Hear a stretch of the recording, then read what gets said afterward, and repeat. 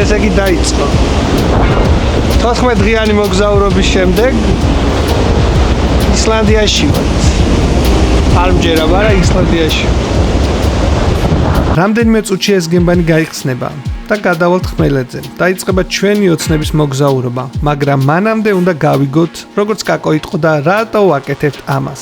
ეს პატარა მირიანია, 6 თვის, გახარებულია რომ თოვში პირველად გამოიყვანეს. ეს კი უკვე ხელმოტეხილი მირიანია, აქ მას საერთოდ არაფერი არ ადარდებს. მათ შორის ღია ელვა მაღაზიით რო დადის არც ეგ. შემდეგ იყო ბევრი წელი სიმღერის გუნდში, სადაც ძალიან ბევრს მოგზაურობდით. შემდეგ იყო მოლაშქერთა კლუბი ეტი, სადაც აღმოვაჩინეთ ჩვენი სამშობლო და მათ შორის ბევრ ადამიანს მივეცით იგივე შესაძლებლობა.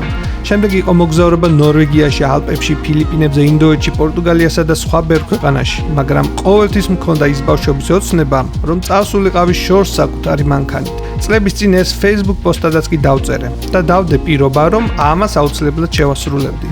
ოცნებები არ ქრება, ის უბრალოდ ჩუმად ელოდება, როდის გაბედავ. ხოდა მეც გავბედე და 2 წლის წინ დავიწყეთ მომზადება. ჯერ ვიყიდეთ მანქანა, ჩვენი უსაყვარლესი Toyota Tacoma. ოპა! რა კარგი ხმაქვს! ასეთ ჩამოვიდა ფოჩი, აღვადგინეთ გავმართეთ გავალამოძეთ და დავიწყეთ აღჭურვა.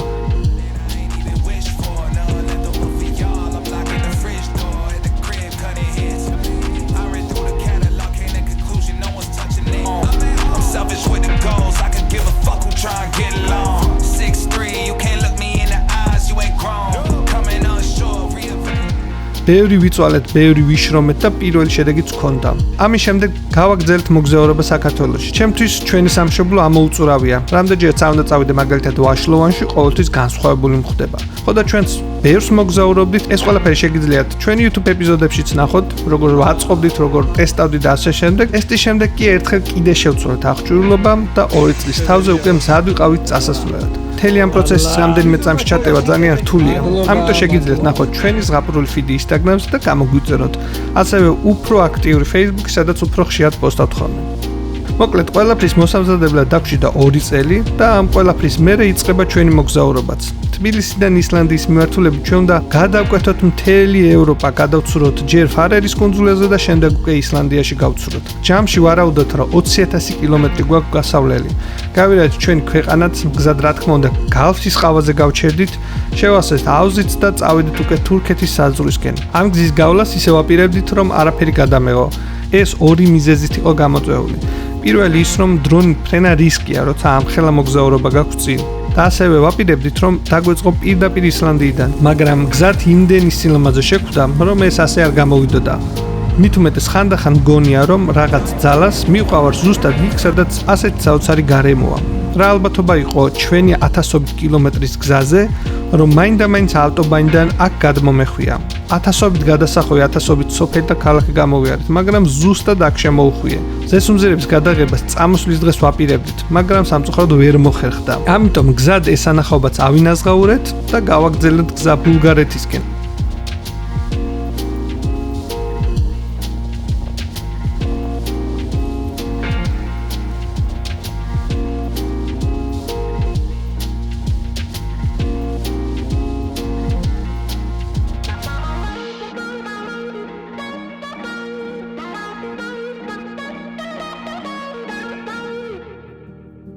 დღეს მესამე დავსებ ბაკს და ეგეთი რაღაცა არ მქონია არასდროს დღეში 3-ჯერ დამჭირებოდა ბაკის გავსება.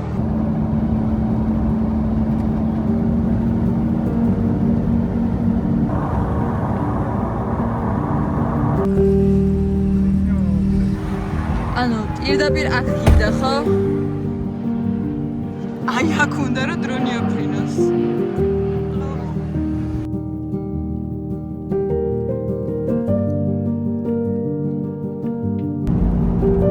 წავედით ბულგარეთის საზღვრისკენ.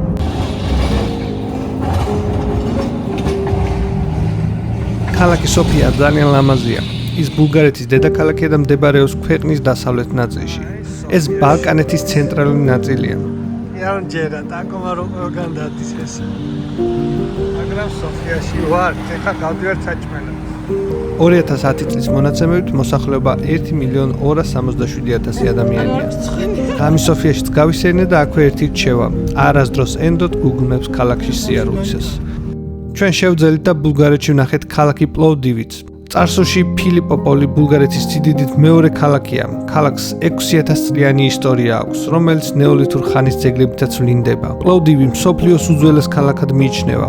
შუა საუკუნეებში ქალაქს შენარჩუნებული ჰქონდა თავისი სტრატეგიული მნიშვნელობა მთელ რეგიონში. თუმცა კვლავ სხვადასხვა იმპერიების დაქვემდებარებაში იყო ჯერ ბიზანტიის, ხოლო შემდეგ ბულგარეთის იმპერიის. ამის შემდეგ უკვე გავაგრძელეთ გზა სერბეთისკენ, გადავკვეთეთ საზღვარი და გზა საოცარ სანახაობას გადავაწყდით. გზასთან ახლოს შვილების დიდი გუნდი იყო გამოსული და ახლად მოჭრილ ხორბლის თავთავებს მიირთმევდნენ. რა თქმა უნდა, სიფრთხილით გადავიღეთ და გზა გავაგრძელეთ უნგრეთის საზღვრისკენ.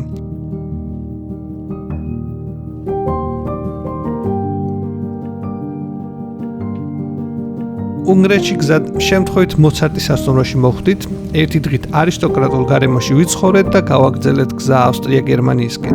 შემთხვევით ნაპოლის სასტუმრო არის ეს და ნახოთ აბა რა ხდება. ფილმებში ვარ რაღაც ეგეთი.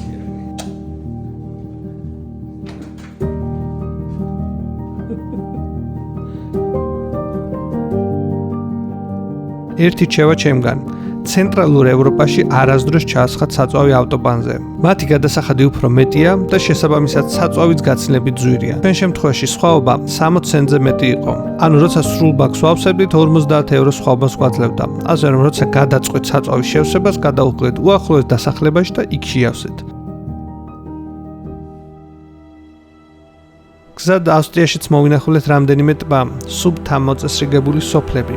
სამწუხაროა, რომ ჩვენ არ გვაქვს მსგავსი წესრიგი და შესაძლებლობა. ეს სოფლები გერმანიის საზღვართან არის და იმდენად მშვიდია, ისე კარგად ცხოვრობს ხალხი, რომ რთული არ შეგშურდეს.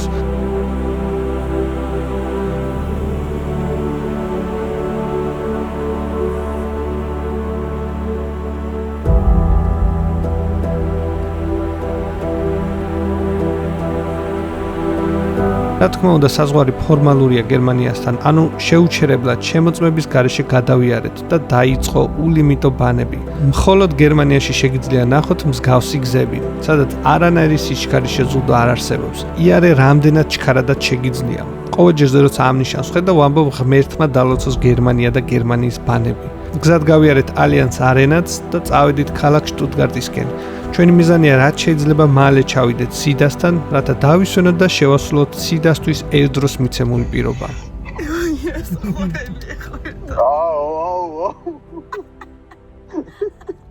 გავანათებ მთელი გერმანია.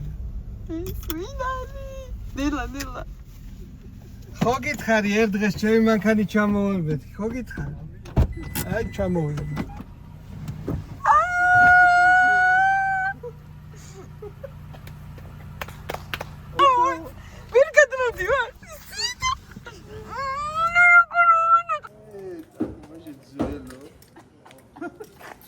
ხო გითხარი და ისე აგიხდეს. გერმანიაში ჩამოაღწიეთ როგორღაც.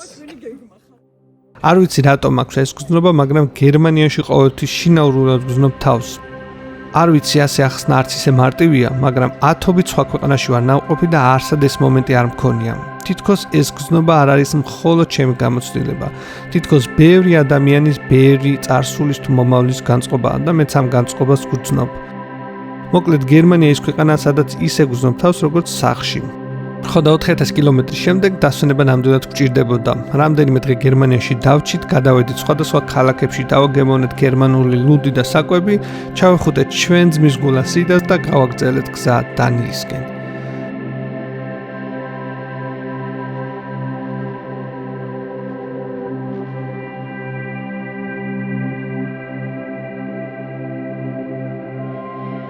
გზა დაუსრულებელია, გადიხარ 1000 კილომეტრს და სწორედ ამ დროს ერთ-ერთ პარკინგზე შეხვდა ყველაზე მხიარული ადამიანი. ეს იყო სიცილის მასწავლებელი. What do you do? I am a laughing teacher. And you're helping people, I guess, to get happy. Yes. And they forgot to laughing and we laugh together. And then we take our hand It's our, in German we say ins Fäustchen lachen. Ins Fäustchen lachen.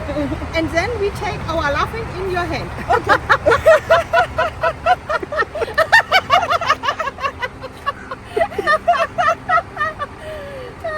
And next we take it in our pocket. I haven't, that you have. I have. You can put in mine. Yes. And at the moment you need a laughing, you take it out of your pocket, now your hand and ამ ხერულ განწყობით გავაგრძელეთ ჩვენი მოსაწყენი გზა და მივადექით ჩრდილოეთის საზღვარს. ეს არის ერთობლივი საზღვარი დანიის, შვედეთის, ნორვეგიის, ისლანდიის, ფარერების და მთელი ჩრდილოეთის. ჩვენ მიზანია დანიშნულების ადგილზე რაც შეიძლება სწრაფად ჩავიდეთ, რადგან გემზე ჩაცვლობა მალე დაიწყება. დანიშნულების ადგილი კი ქალაქი ჰიშტალია. ჩამოვედით დანიის უკიდურეს ჩრდილოეთში და ამ კონძოლის ამხარეზე გამოჩნდა ზღვაც და არ მჯერა, მაგრამ ეს ის დრო არის, როცა უკვე მანქანა უნდა შევაყენოთ გემზე და წავიდეთ ფარერის კუნძულებზე.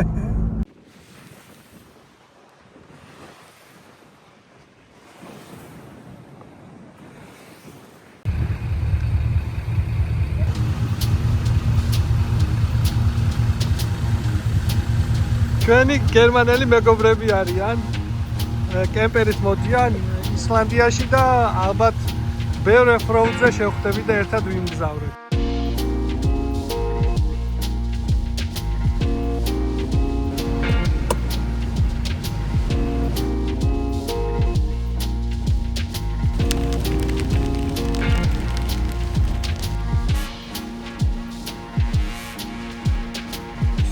სანამ მოვიდე ესა ზეი ხოფოთ წამიცინდა.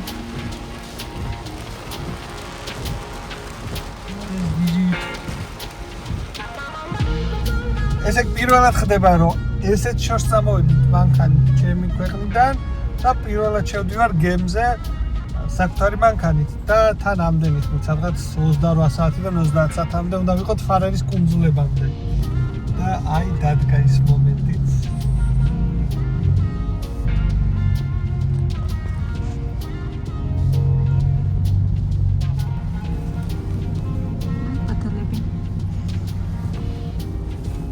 ბაიკები. აქ იქნება ჩვენი დაკომა ხვალ შუაღამემდე. უბრალოდ ზეგ შუაღამემდე. და შემდეგ უკვე გავალთ ფარერებზე. ეხლა უნდა გავთიშოთ მანქანა სრულიად, სტალინგიც გამოვაძროთ. ელექტროობა კაპოტიდან გაითიშოს, რომ აქ იყოს უსაფრთხო და ავიღოთ ბარგი და წავედით ჩვენ კაიუტაში. Please come to the reception on deck number 5. Your daughter is here.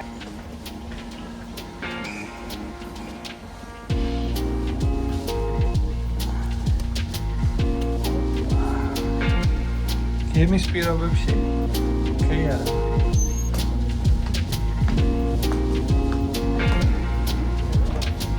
ეს მირილაინის 10 სართულიანი გემია, რომელიც ემსახურება ფარერის კუნძულებს და ასევე ისლანდიას. გემზე ფუნქციონირებს 5 სხვადასხვა რესტორანი, შოპინგ სივრცე, გარედაში და აუზი, ბიბლიოთეკა, გასართობის სივრცე, კაზინო, ტერასული ბარი ცოცხალი მუსიკით, მინი სტადიონი და ვერტმფრენის დასაჯდომი ადგილი.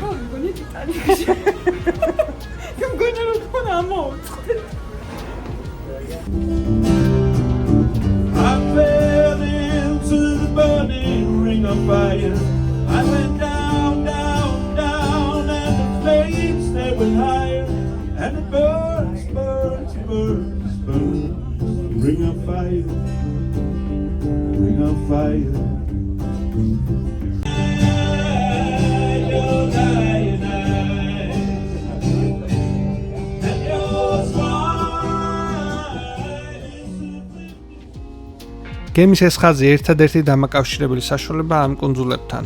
მოკლედ, ყველანაირი კომფორტია მოწყობილი, რომ თავი კარგად იგრძნო, მაგრამ ეს ყველაფერი იქამდე, სანამ ჩრდილოეთის ზღვიდან ჩრდილო ატლანტის ოკეანეში გავიდოდით. დიდი ღელვა არის და გათენათ რა კარი ფუნქცია გამოსვლა, იმიტომ რომ ოთახში რაღაცაა ცუდად ვარ. ზღვარ არის ჩემი. თან გემში რომელიც ღელვაში არის ლიფტში რო ხარ.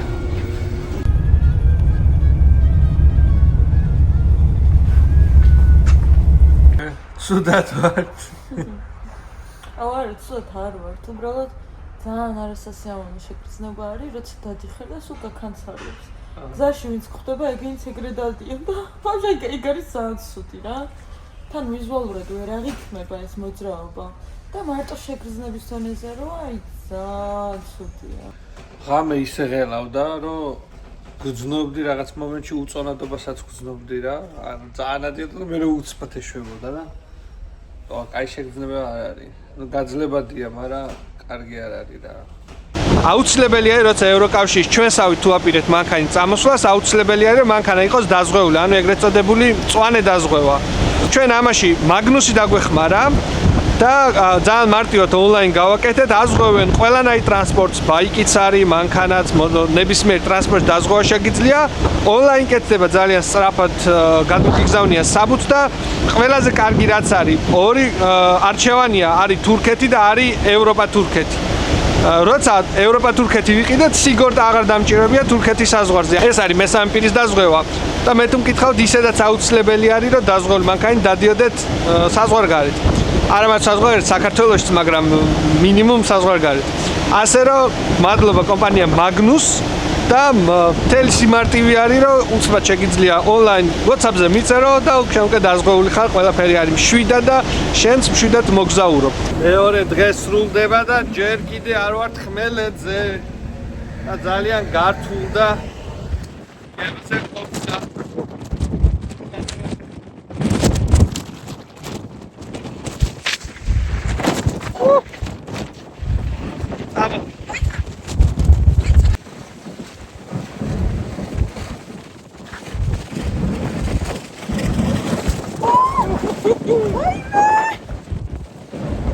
მთელი მუღამი არის ის, რომ თუ უყურებ გემი როგორ მოძრაობს, ან უმაღლეს წერტილში თუ ახვალ და შეხედავ იქიდან როგორ მოძრაობს გემი, მაშინ ცუდად არ ხდები. ეგ ნახეთ და მივხვდით. და თუ ნომერში ხარ, კაიუტაში ხარ, ან რაღაც ისეთ ადგილზე, სადაც ვერ აღიქო გემი როგორ მოძრაობს, მაშინ ძალიან ცუდად ხდები. აი პლუს 40-დან აი ხართ ისეთ სივა, რომ აქ ხედავ მოგეყინა. აი ხმაც ალბათ ისმის ხარი როგორია.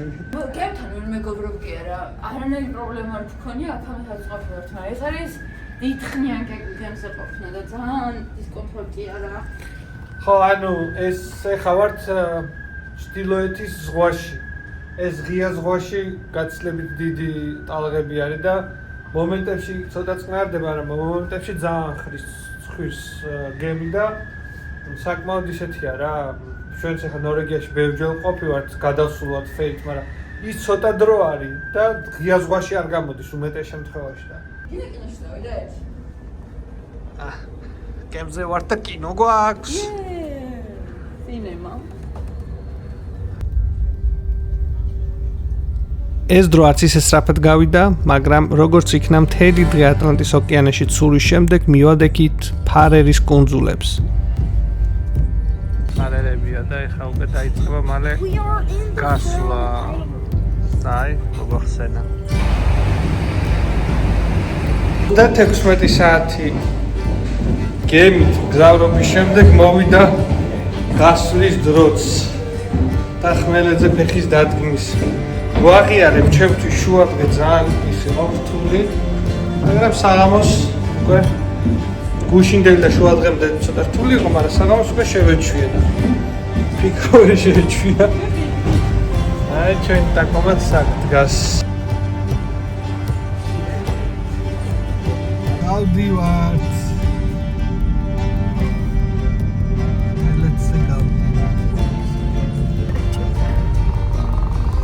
ნახევარზე გამოვდივართ ფარერის კუნძულებზე.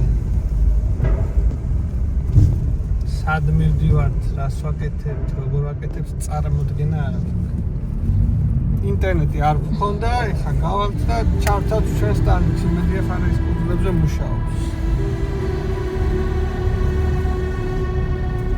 ხმელეთი აღარ დაგვარწეს.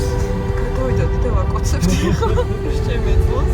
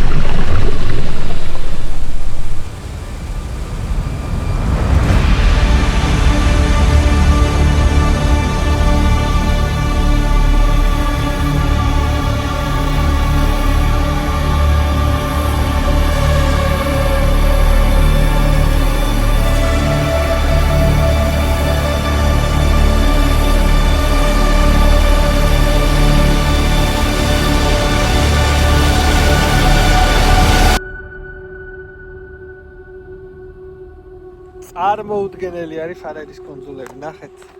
ღამე მოვედით, ვერაფერს ვერ ხედავდით და გათენდა თუ არა, აი ზღაპარში ვართ, ღმერთების მიწაზე მოვედით. სიგიჟე რაღაცები გადავიღე. ნახეთ, ცხენი მოვიდა. აი ფიქრობთ.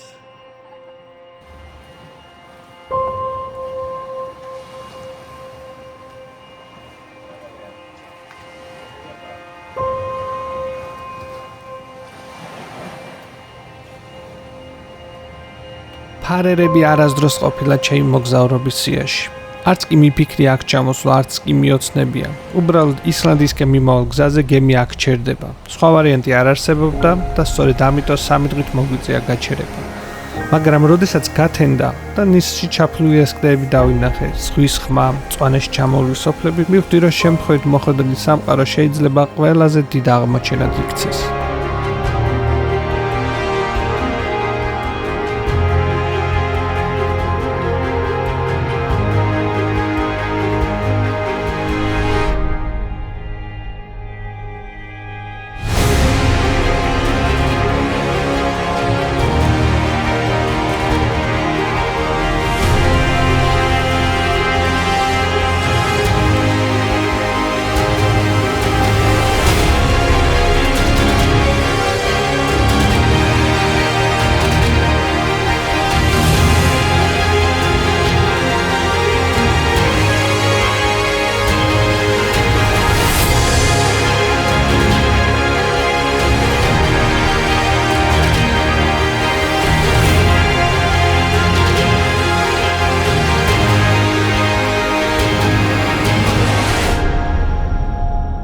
ამის ისტორია არის ესეთი, რომ რაღაც ადგილი არსებობს ფარერის კუნძულებზე კლდეებში, რომლის ვიდეო ალბათ ყველას გეკრებათ ნანახი.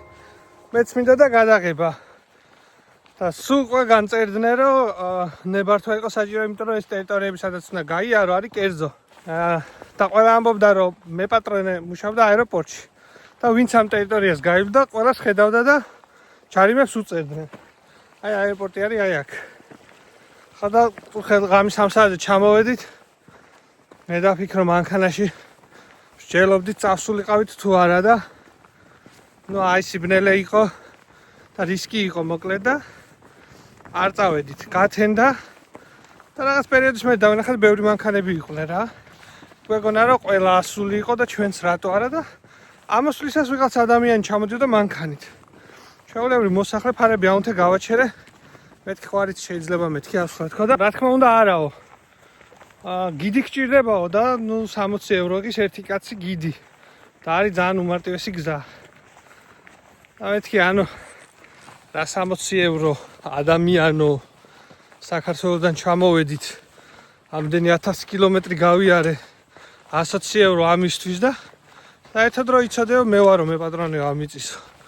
და ეხა ორი ადამიანი დავინახეო რომ მიდისო. და პოლიციაში დავრეკო. და რაღაცნაირად თხოვეთ რომ იქნებაო რაღაცა ჩვენ შევეშვი და მოგცა ნებართვა. ეხლა რომ ამოვედით ერთი წყვილი იყო. იმას დაურეკა და ნებართვა არ მისცა. ჩამოდიო ფული გადაიხადეთ და მერე ჩვენ ისე შემოგვიშვა. ოღონდ ერთი პირობა არის. რომ დრონი არ უნდა ვაფრინო. ხო და დრონით მანამდე მოვფრინდი, ძალიან შორიდან გამოუშვა. მოვიკით გადავიღე. თურმე აეროპორტის კედელზევე. ხო და ეხლა არის FPV-ის ამბავი. ხო და FPV კი მომაქვს. მაგრამ თან სიტყვა მივეცი.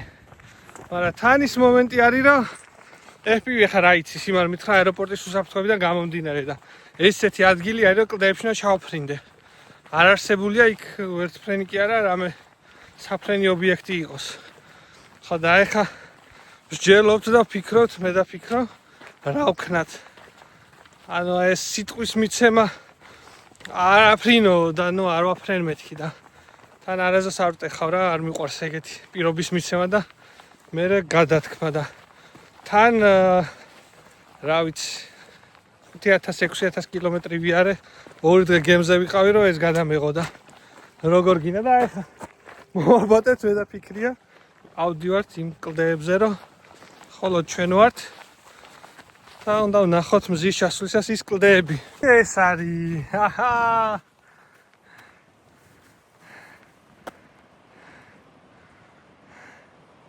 მოგზაურობების განმავლობაში ყველაზე რთული სიტუაცია შეიქმნა რამდენიმე საათის წინ. როგორც წინა ვიდეოში ვთქვი, დროინით ფრენა მაინც დავაპირე და გვიფრინე კიდეც.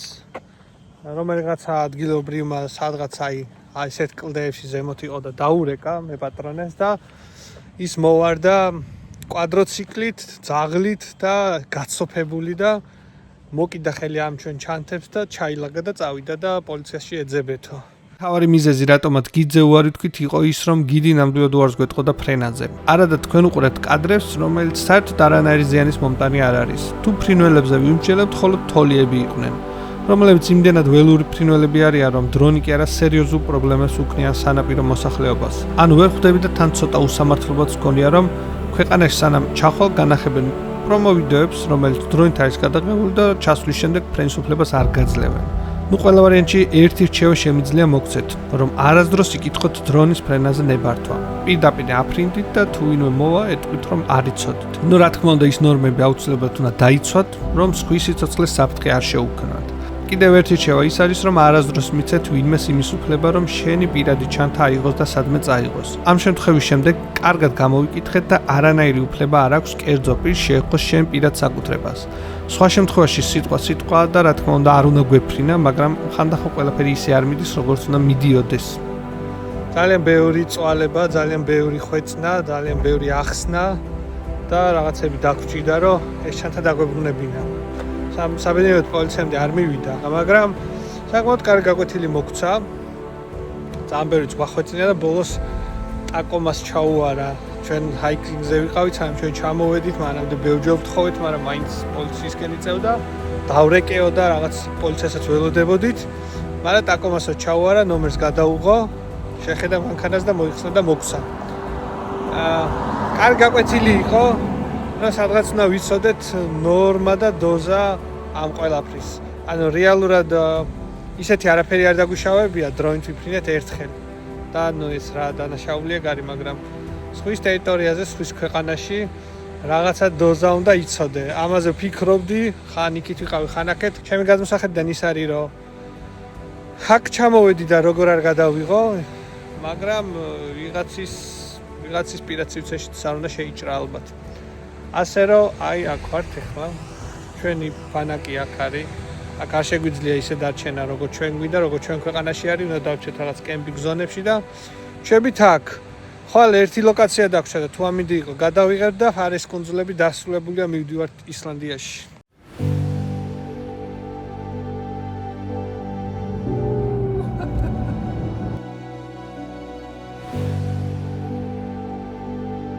კუნძულზე პირველი დასახლების წარმოქმნის შესახებ არსებობს მხოლოდ თეორიები, თუმცა ვიკინგების შემოსევები დოკუმენტურად დასტურდება, რამაც კუნძულზე ჩრდილოელი ხალხის კულტურა და ენა შემოიტანა. ფარერული საგის მიხედვით კუნძულზე გადმოვიდნენ ის ნორვეგიელი ემიგრანტები, რომელთათვის ჰარალდ პირველის მეფობა მიუღებელი იყო. დნმ-ის ბოლო ანალიზმა ფარერებზე გამოავლინა, რომ იგრე ქრომოსომა, რაც განსაზღვრავს მამაკაცების ხაზს, 87%-ით სკანდინავიიდანაა, ხოლო ქალების სქესის განსაზღვრელი კი 84% შოტლანდიური ან ირლანდიურია. ზოგადად ფარერის კუნძულებზე სამოგზაუროდ 5-7 დღეზე მეტი არ დაგჭირდებათ. საკმაოდ პატარა კუნძულთა ჯგუფია და კარგი დასვენების პირობებშიც ეს დღეები საკმარისია. კუნძულები დანიის სამეფოს ავტონომიურ რეგიონს წარმოადგენენ. 1948 წლიდან მიიღეს ფართო ავტონომია, რომლის ძალითაც აწარმოებენ დამოუკიდებელ მოღვაწეობას ყველა სფეროში, თავდაცვის და საგარეო პოლიტიკის გარდა.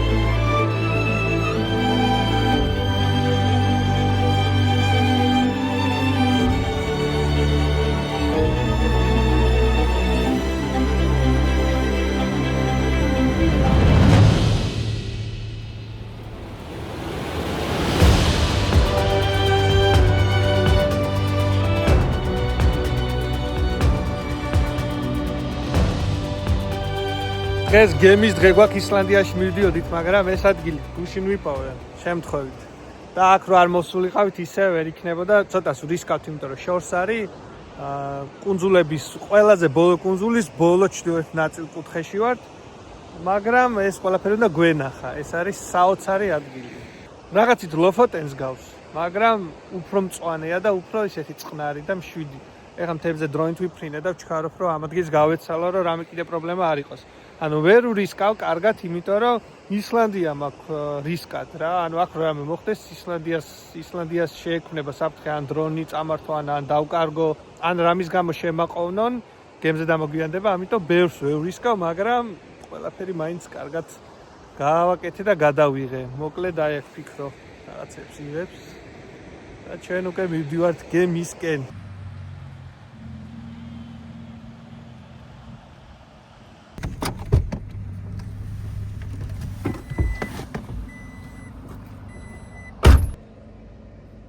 ხშირად ჩდება ხოლმე კითხვები, როგორ გეგმავთ ამა თუ იმ გასვლას. ამ შემთხვევაში გემის დაჯავშნაში Travel Pro დაგვეხმარა და დიდი მადლობა მათ ამისთვის.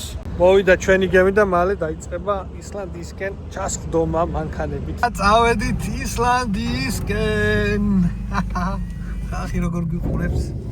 ეს ალბათ იქიდან მოდის, დანიიდან მოდის და გაჩერდა და პირდაპირ ჩვენთან ერთად წამოვლენ ისლანდიაში. იმდენი დღეა წამოვედით, რომ ცოტა არ მჯერა, რომ ეხლა იწყება ჩვენი მოგზაურობა. ანუ მგონია, რომ სახში უნდა წამოვიდე და ჯერ რა დროს ახლია, ეხლა მივდივართ ისლანდიაში. იმდენი ადგილი გამოვერე და იმდენი 1000 კილომეტრი. რა ვიღაცა რომ ეკითხება ხოლმე დროის გაჩერებაზე, აი ეს არის დროის გაჩერება რა. თუ გინდა იგრძნო, რომ დრონელა გადის, უნდა იმოგზაურო მანქანი და შორს. ანუ ბევრ რაღაცას და ძალიან დიდ მანძილებს რო ფარავ, მე ესეთ შეგრძნება გაქვს, რომ თითქოს ძალიან დიდი ხანია წამოხვედი. ნუ პრინციპში უკვე არის დიდი ხანი 14 დღეა წამოსულები ვართ, მაგრამ მე და ვფიქრობ გძნობთ 14 დღის მაგივრად, რავი, ალბათ ერთ თვეს. და რაღაცა ისეთი შეგრძნება გვაქვს, რომ უნდა დავბრუნდეთ სახში. და სახში კი ბრუნდებით. ეხლა იწყება.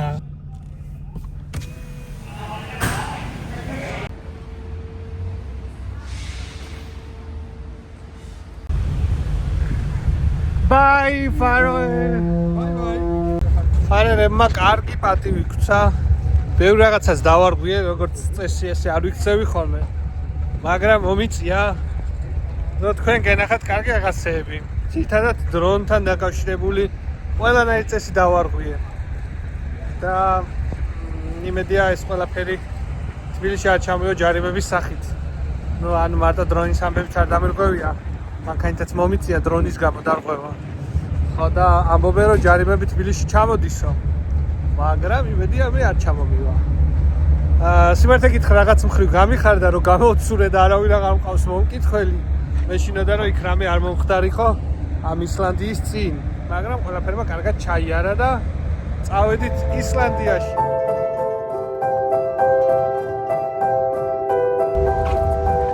გაოცებას არ წყვეტს ფარეის კუნძულები ნახეთ რა ლამაზია.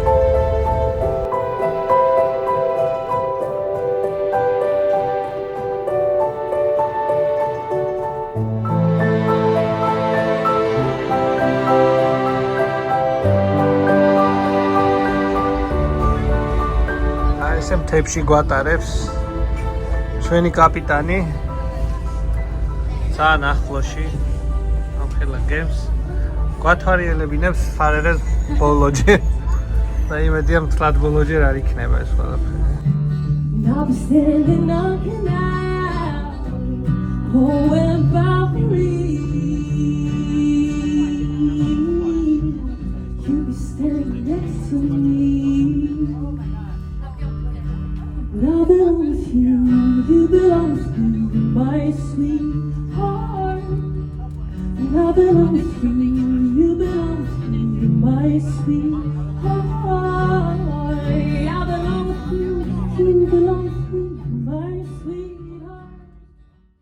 ანუ ყველაზე ისეთი მომენტი იყო, რომ გვეძინა და რაღაცა რო რეკავს და როგორც იქ არის სიგნალი რო იწყება, ეგრე დაიწყო და ძალიან ტკბილი ხმით გაიღვიძეთ 1 საათში უნდა ჩახვიდეთ პარკინგზე, გამოხვიდეთ კაიუტიდან პარკინგზე ჩახვიდეთ, თქვენი პარკი ჩაალაგო და ისევ ზემოთ ამოხვიდეთ. და ამისთვის 15 წუთი გქონდა, თუმცა ძალიან ტკბილად და რაღაცა თბილი ხმით გელაპარაკება და ძალიან გავდა წარმაის თამაშებს. სულ ძალიან მისიო. და სიბნელეში ის რო გაღვიძებს რა რაღაცნაირი ხმა, იქ რო იწყება სერიაში დილი და აი ზუსტად ეგეთი ხმა იყო და იცოდი გავიდეთ გებიდან აი პირველები ვდგევართ. მოვედით ფაქტიურად ზამთარში, აი თოვლი. ციცივეც ეგეთია, ამინდიც ეგეთია და აი ამ ქალაქიდან იწყება ისლანდიაში მოგზაურობა.